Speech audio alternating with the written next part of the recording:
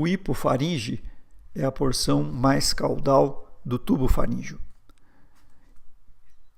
Ele tem como limites superiores lateralmente as pregas faringoepiglóticas, que são pregas que vêm, portanto, da parede do faringe e fazem um contorno em direção à epiglote, e medialmente a prega glossoepiglótica, que vem desde a base da língua até a porção média da superfície ventral da epiglote.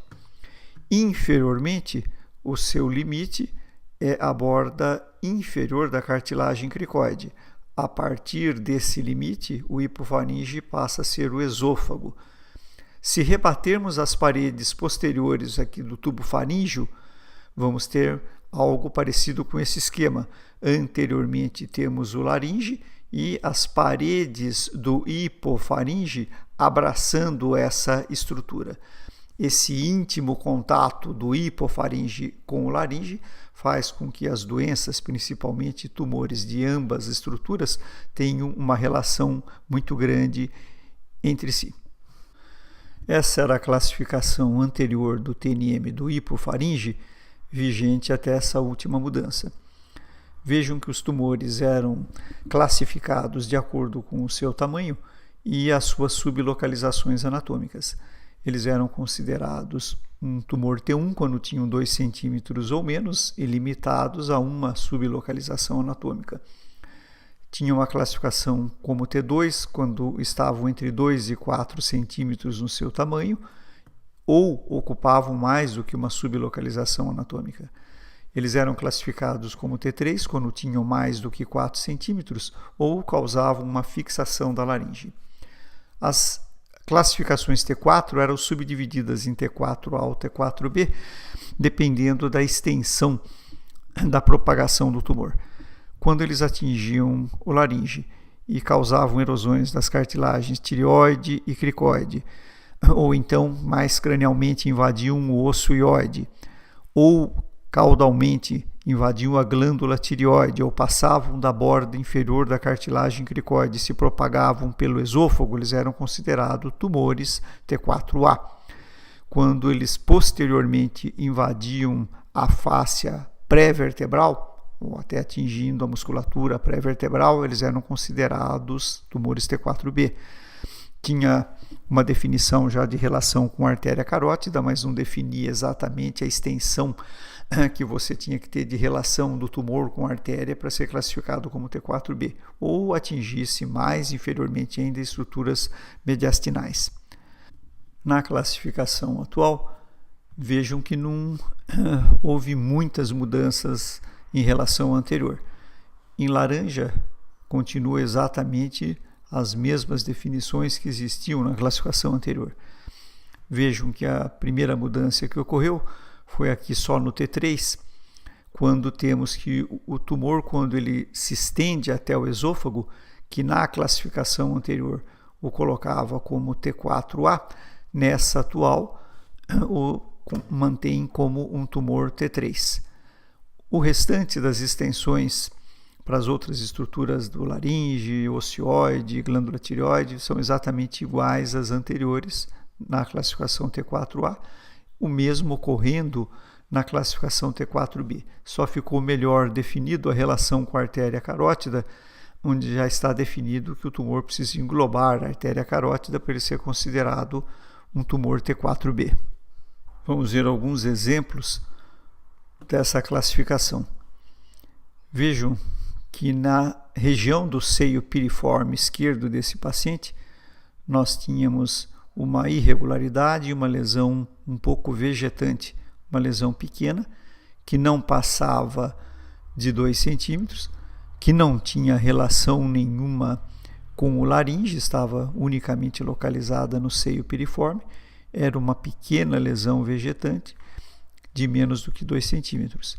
Essa lesão só foi descoberta porque esse paciente apresentou uma nodulação no pescoço e procurou auxílio médico por conta disso. Foi feito uma PAF dessa nodulação e viu-se que eram linfonodos com metástases de carcinoma epidermoide. A partir daí foi feita uma procura realmente do tumor primário e foi encontrado esse pequeno tumor do hipofaringe, porque ele por si só, muito pouco provavelmente, estaria dando algum sintoma, mesmo odinofagia seria talvez improvável pelas dimensões desse tumor. Então esse era um tumor classificado como T1. Vejam esse segundo exemplo, é uma massa que está ocupando quase que totalmente o seio piriforme do lado esquerdo. Comparem com o lado direito, temos a prega área epiglótica direita e o seio piriforme direito completamente aberto. Vejam que é completamente diferente, temos uma obliteração quase total desse seio piriforme. Essa massa se encosta com a superfície da prega área epiglótica voltada para o hipofaringe. São estruturas que estão em contiguidade. Mas vejam que esse contato não configura uma fixação da laringe. A massa simplesmente está em contato com o laringe, pela sua topografia. Vejam o seio piriforme desse lado completamente aberto e aqui completamente obliterado.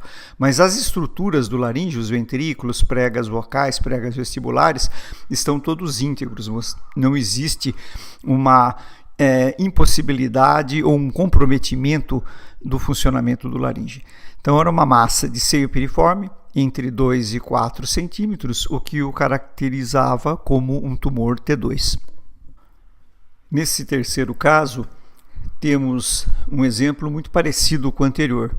Vejam que há uma massa ocupando todo o seio piriforme, vegetante, encostada na prega área epiglótica esquerda, mas uma massa predominantemente do hipofaringe. Vejam que o hipofaringe do lado direito está livre e aberto. A diferença com o exame anterior é que, se formos medir toda a extensão desse tumor, ele pega desde essa face para o hipofaringe da prega área epiglótica, o contorno todo do seio piriforme. Essa dimensão toda dá mais do que 4 centímetros, o que o caracteriza como um tumor T3. Finalmente, temos esse último exemplo. Vejam que há uma grande massa ocupando predominantemente o seio piriforme direito. Vejam o seio piriforme esquerdo livre, a prega área epiglótica esquerda. E do lado direito, essa prega área epiglótica está até desviada para a luz laríngea por conta dessa grande massa que ocupa o seio piriforme e parede posterior do hipofaringe. Quase alcança, inclusive, o outro seio piriforme. Mais inferiormente, essa massa acaba entrando no laringe e causando erosões tanto da cartilagem cricoide como uma parte da cartilagem tireoide. Tudo isso o caracteriza como um tumor T4A. É claro que esses tumores maiores, que têm grande volume no hipofaringe, causam uma sintomatologia importante, desde dor, odinofagia, como dificuldade para deglutição, disfagia. Isso tudo caracterizam os sintomas preponderantes dos tumores do hipofaringe quando atingem grandes volumes. Em relação aos linfonodos, a classificação do hipofaringe é idêntica à da orofaringe para os tumores HPV negativos. Essa daqui era a classificação anterior e os linfonodos eram classificados de acordo com a sua topografia e tamanho. Eles eram classificados como N1 quando a metástase estava num único linfonodo do mesmo lado do tumor e tinha 3 centímetros ou menos. O N2 era subdividido em 3 tipos. Ele era N2A, quando a metástase continuava sendo em um único linfonodo homolateral, só que agora com o tamanho entre 3 e 6 centímetros, em sua maior dimensão. Eles eram classificados como N2B, quando tinha metástases múltiplas homolaterais, e nenhum deles com mais do que 6 centímetros no maior tamanho. Classificados como N2C, quando as metástases eram em linfonodos bilaterais ou contralaterais, nenhum deles com mais do que 6 centímetros. E quando o linfonodo, em qualquer topografia, tivesse mais do que 6 centímetros, um ou mais deles, eles eram classificados como N3. No novo TNM existem duas classificações. Existe o N clínico / radiológico, que era exatamente igual ao anterior, é o que está em laranja, só acrescentado que aqueles itens que o classificavam em cada um dos subgrupos foi acrescentado de sem extravasamento linfonodal.